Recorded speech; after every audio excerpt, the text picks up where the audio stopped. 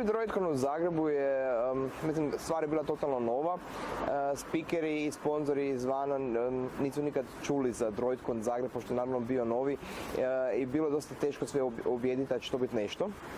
I jako puno odgovora je bilo, kao sačekat ćemo, pogledat ćemo prvi pa ćemo doći na drugi.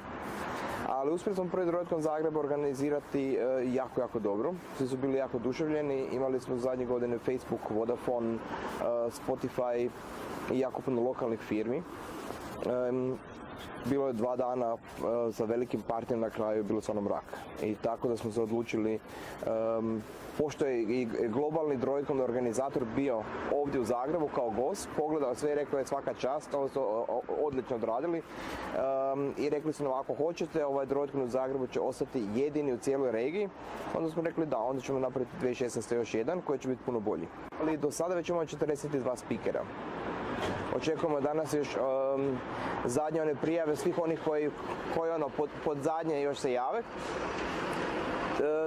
Ali očekujemo da će se još javiti još par spikera. Imamo jako zanimljiv program. Otvaramo ga 28. ujutro sa Googlom koji drži keynote i predstavlja svoj Android N sustav, najnoviji Android. Drugi dan otvaramo sa keynoteom od Eric Helmana.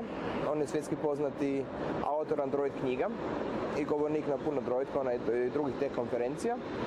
I onda nakon toga imamo svakakve workshopove, predavače, naravno kao i zadnji put ogroman bife i završni party. Pa pošto mi očekujemo ove godine oko 600 posjetitelja.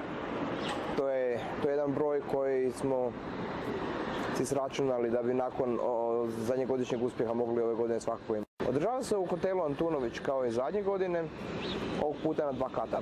Prijave idu do zadnjeg dana. Kao što sam rekao, govor se može prijaviti još samo danas, ali karte se prodaju do zadnjeg dana, tako s tim da su do 15.4.